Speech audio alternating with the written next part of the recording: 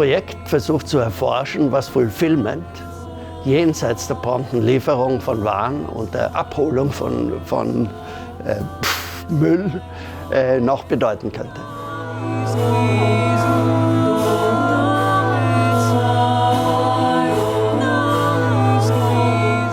Begonnen haben wir in Berlin mit einer Kick-Off-Veranstaltung. Und zwar haben wir seit Februar letzten Jahres Alttextilien von den Straßen Berlins gesammelt, sie gewaschen, gereinigt und dann praktisch als oder als Rohstoff verwendet, um daraus Teppiche zu weben und zu taften, die Flächen für den LKW. Und das haben wir in der Floating University eben veranstaltet. Und dazu gab es noch ein Theorieprogramm zum Thema Fulfillment.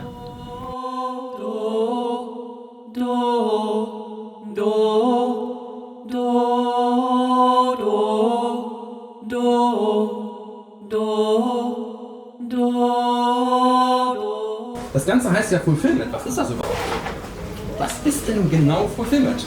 Einfach mal eine einfache Definition, ist der gesamte Prozess der Auftragsabwicklung im E-Commerce. Deswegen, das ist letztendlich nur ein kleiner Teil von dieser ganzen Kette, der unmittelbar nach der Bestellung einsetzt. Das heißt, in dem Moment, wo Sie klicken, geht es mehr oder weniger los. Es wurden vorher schon ein paar Sachen gecheckt, ob die Ware wirklich da ist, die Menge und Verfügbarkeit, und man hier nichts verkauft, was nicht da ist.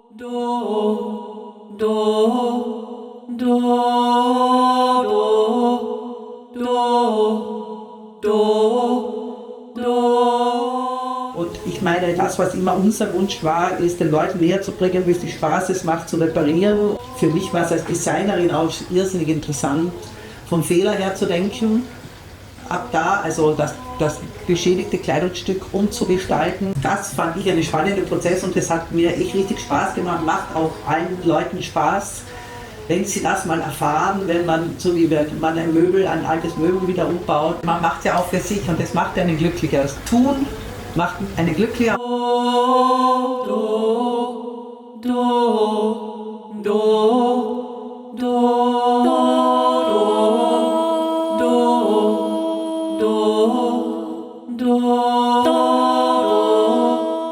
Wir sind als radikale Töchter vor 4 Jahren aufgebrochen.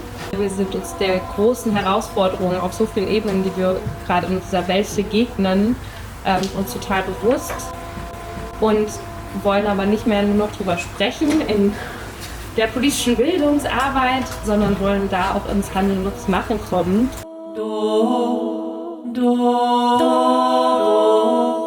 Was auch heute noch stattfindet, ganz oft als so eine Art Würdigung der feministischen Bewegung, ist die weiße Kleidung. Es war wie so eine Art Uniform, mit der die Bewegung sich ausgezeichnet hat. Und das hat auch dafür gesorgt, dass in Zeiten, in denen wir nur Schwarz-Weiß-Bilder hatten, Feministinnen regelmäßig auf Titelbildern von Zeitungen gelandet sind. Wo ja wahrscheinlich nicht unbedingt Leute in Redaktionen saßen, die gesagt haben, das sind Themen, hinter denen wir stehen und die wir unbedingt publik machen wollen. Aber sie wollen natürlich spannende Bilder, die ihre Zeitungen verkaufen. Und das haben die Suffragetten mit ihren weißen Kleidung geschafft.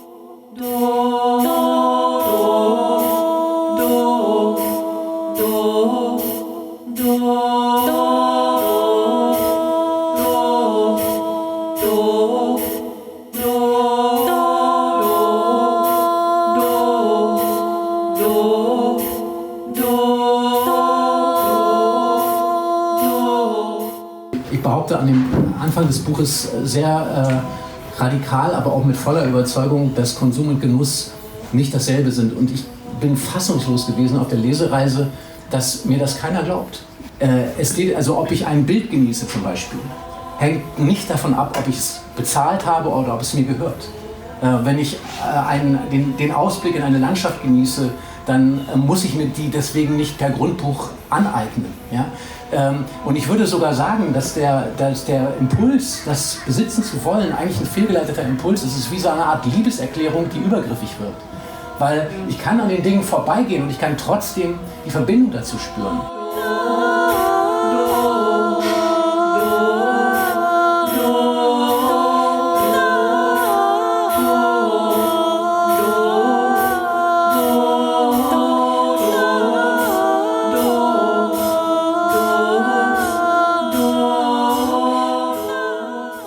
Und in Graz waren wir insgesamt 16 Tage vor Ort. Und dort haben wir jetzt wirklich die Skulptur wirklich hingestellt in voller Größe. Und wir haben wahnsinnig viel Publikum erreicht und wahnsinnig viele Leute haben eben mitgemacht.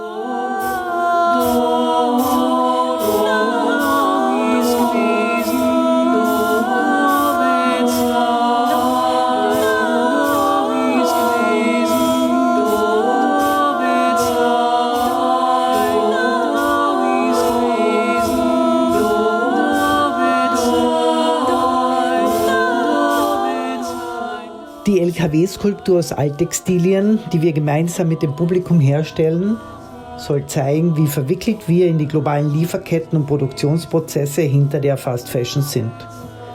Von der Industrie und dem Onlinehandel wird suggeriert, dass all unsere Wünsche jederzeit und überall erfüllt werden können. Wir fragen uns hingegen, ob wir nicht alle Erfüllungsgehilfen in diesem weltumspannenden Apparat sind und was wir aus dieser Rolle machen können.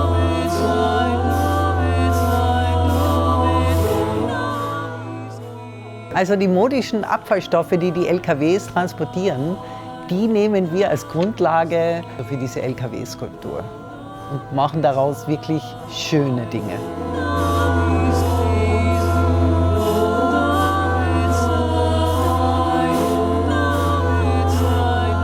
Wir stellen auch Räder her und haben dann Schuhe, die wir auf Berlin Straßen gefunden haben, in Graz von der Caritas bekommen haben wir die zerschnitten. Also das war sehr toll für die Schüler, beziehungsweise die Menschen haben irrsinnig gerne die Schuhe zerstört mit Stanley-Messer und aus denen wurde dann der Reifen gebaut.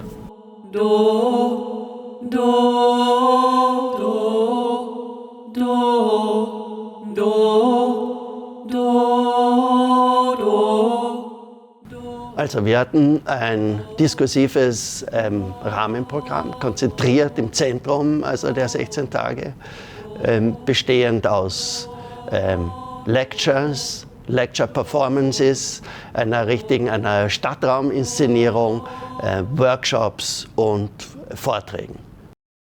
Today I invite all of you to contribute to the West colonialism discourse. Some countries seem not to care about others except for themselves. These countries and corporations dump their waste to the most vulnerable, who in most cases are unable to defend themselves. The O Foundation is a non-profit that is working at the intersection of textile waste and trying as much as possible to really draw the parallels between what we are consuming and how it's ending up affecting other places. Cantamanto is one of many places that represent what is happening. If you look at this entire stretch is what Cantamanto is. It is the largest second-hand clothing market in the world, point blank, full stop. 15 million garments per week come through that market. 15 million garments. This is material that is coming from elsewhere. It is not generated by the local economy. Beyond retailing, Cantamanto is one of the largest reuse and upcycling economies in the world, successfully recirculating a minimum of 25 million garments per month. With fast fashion coming in, and it's happening very fast, cheap commodities mean cheap labor. And somebody has to pay the price.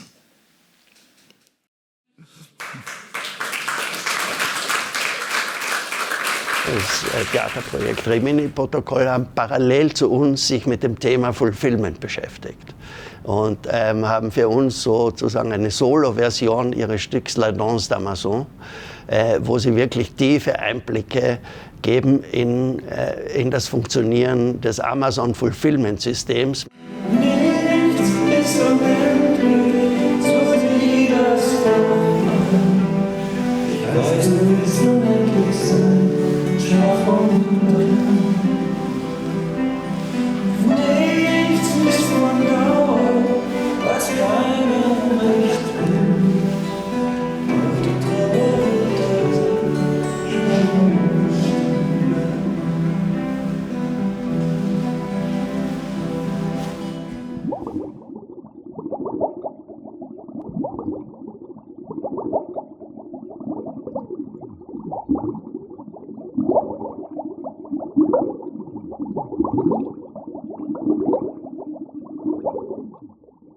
Du stehst in der Retourenkette. Ich bin Daniel Import. Danke, dass du den Faden hältst, bis ich dich bitte, ihn wieder aufzuwickeln. Der Faden ist ja praktisch der Inbegriff alles dessen, was geschieht. 3, 2, 1. Jetzt hebe bitte die Hand. Andererseits wissen wir sozusagen bei irrsinnig vielen von diesen heutigen logistischen Prozessen überhaupt nicht, wie sie ablaufen. Man könnte fragen, wo ist da der rote Faden? Und es ist auch gleichzeitig ein Gewebe, das die ganze Welt umspannt. Schau dir den Faden einmal genauer an. Was könnte dieser Abschnitt des Fadens einmal gewesen sein? Hältst du den Rest von einem Kleidungsstück? Wer hat es getragen? Oder war es Bettwäsche, in der Jahrzehnte geträumt wurde, bis es Zeit für neue war? Ein Hemd?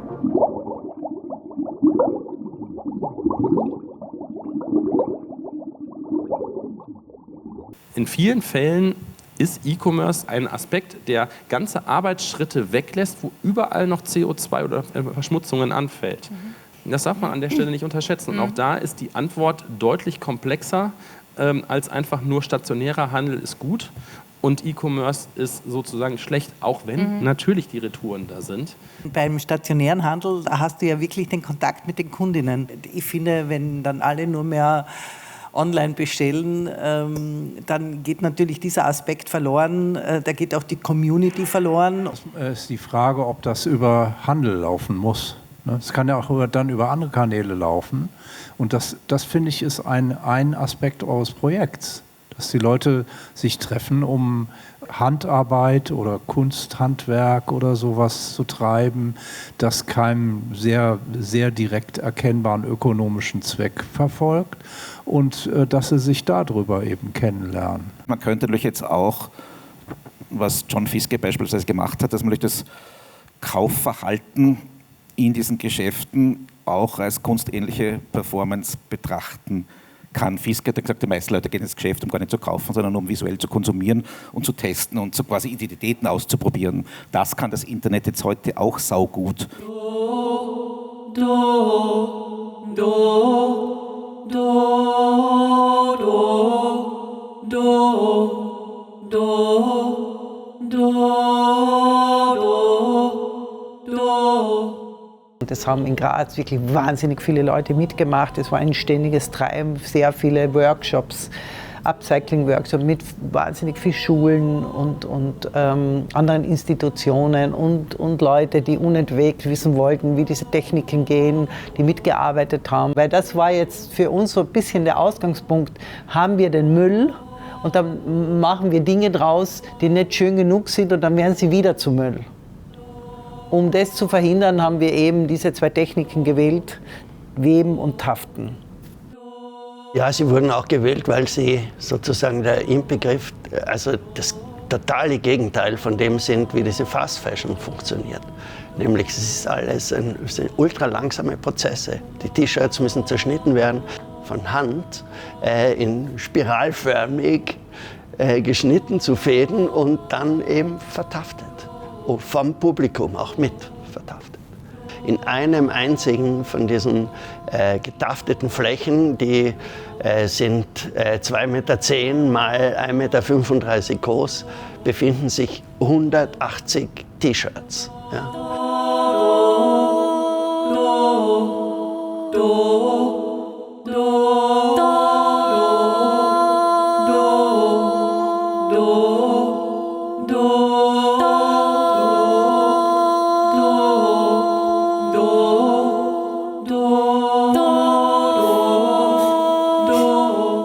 Dopamin ist tatsächlich nicht dafür zuständig, dass wir uns gut fühlen oder dass wir Belohnung empfinden, sondern was ganz anderes, und zwar, dass eine Überraschung kommt, dass etwas Unerwartetes passiert, dass etwas Neues kommt. Ja? Es motiviert uns also, dass wir immer wieder was Unerwartetes, was Positives, Neues aufsuchen. Und wir können natürlich sagen, dass eben genau dieses ständige Kaufen, das Erwerben von Dingen eigentlich genau das ist. Mehr psychologische Punkte, ein bisschen weniger neurowissenschaftliche Punkte, die mit dem Konsumverhalten zusammenhängen, sind die Identität und die Erfüllung, der Wunsch nach Erfüllung oder Sinn. Ich denke, das sind beide auch treibende Faktoren, die dazu beitragen, dass wir konsumieren und wie viel wir konsumieren.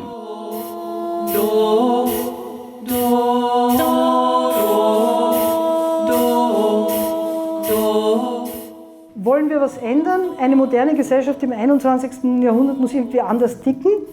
Nicht mehr nach dem Mehr suchen, sondern man könnte Begriffe wie Entfaltung oder Erfüllung diskutieren.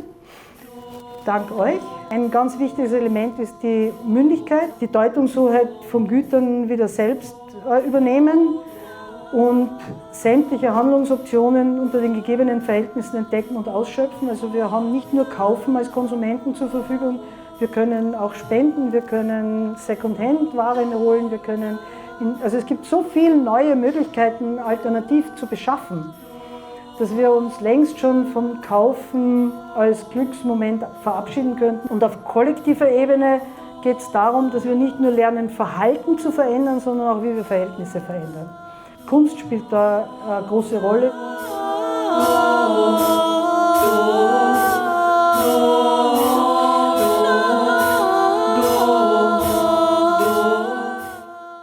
Einer der Ausgangspunkte für den LKW war, dass jede Sekunde wird weltweit eine LKW-Ladung an Alttextilien entweder auf einer Deponie entsorgt oder verbrannt. Der LKW, das ist sozusagen das direkte Bindeglied. Aber der LKW liefert natürlich auch die Waren. Und hinter dem LKW steht ein gigantischer digitaler Apparat. Man sagt ja auch, ohne Logistik keine Fast Fashion.